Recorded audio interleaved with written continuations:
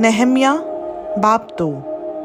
अर्तशश्ता बादशाह के 20वें बरस निसान के महीने में जब मैं उसके आगे थी तो मैंने उठाकर बादशाह को दी, और इससे पहले मैं कभी उसके हुजूर उदास नहीं हुआ था।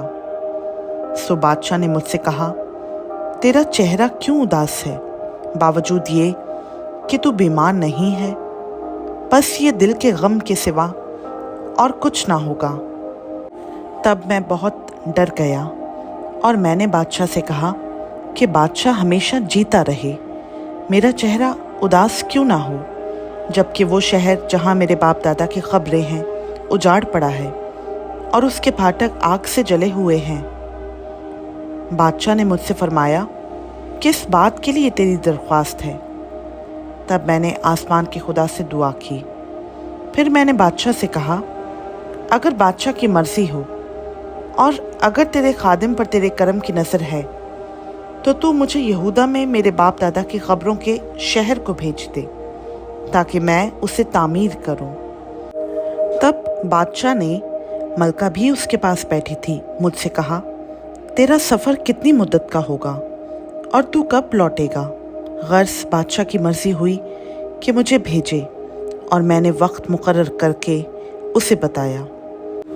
और मैंने बादशाह से ये भी कहा, अगर बादशाह की मर्जी हो तो दरिया पार के हाकिमों के लिए मुझे परवाने इनायत हों कि वो मुझे यहूदा तक पहुंचने के लिए गुजर जाने दें, और आसिफ के लिए जो शाही जंगल का निगहबान है एक शाही खत मिले कि वो हैकल के किला के फाटकों के लिए और शहर पना और उस घर के लिए जिसमें मैं रहूँगा कड़ियाँ बनाने को मुझे लकड़ी दे।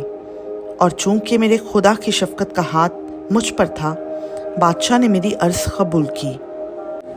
तब मैंने दरिया पार के हाकिमों के पास पहुंचकर बादशाह के परवाने उनको दिए, और बादशाह ने फ़ौजी सरदारों और सवारों को मेरे साथ कर दिया था।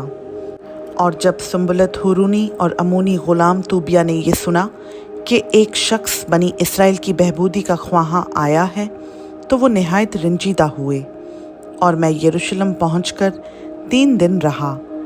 फिर मैं रात को उठा, मैं भी और मेरे साथ चंद आदमी, पर जो कुछ यरूशलेम के लिए करने को मेरे खुदा ने मेरे दिल में डाला था वो मैंने किसी को ना बताया।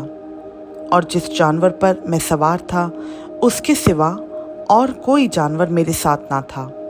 और मैं रात को वादी के फाटक से निकलकर अस्तहा के कुएं और कूड़े के फाटक को गया, और यरूशलेम की फसील को जो तोड़ दी गई थी और उसके फाटकों को जो आग से जले हुए थे देखा। फिर मैं चश्मा के फाटक और बादशाह के तालाब को गया, पर वहाँ उस जानवर के लिए जिस पर मैं सवार था गुजरने की जगह ना थी। फिर मैं रात ही को नाले की तरफ से फसील को देखकर लौटा और वादी के फाटक से दाखिल हुआ और यूं वापस आ गया। और हाकिमों को मालूम ना हुआ कि मैं कहाँ कहाँ गया या मैंने क्या क्या किया। और मैंने उस वक्त तक ना यहूदियों, ना काहिनों, ना अमीरों, ना हाकिमों, ना बाकियों को जो कारगुजार थे कुछ बताया था। तब मैंने उनसे कहा, तुम देखते हो कि हम कैसी मुसीबत में हैं कि यरूशलेम उजाड़ पड़ा है और उसके फाटक आग से जले हुए हैं।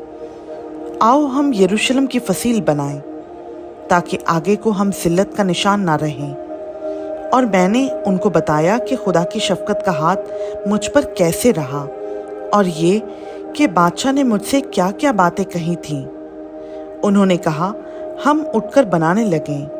सो इस अच्छे काम के लिए उन्होंने अपने हाथों को मजबूत किया।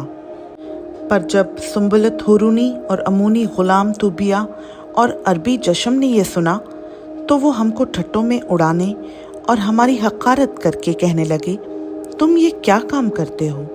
क्या तुम बादशाह से बगावत करोगे?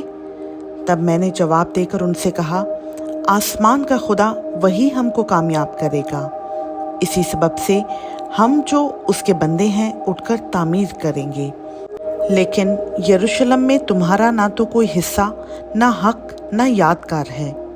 खुदा का पाक कलाम का पढ़ा, सुना, समझा और कबूल किया जाना हम सबों के लिए बाइस से बरकत हो। आमीन।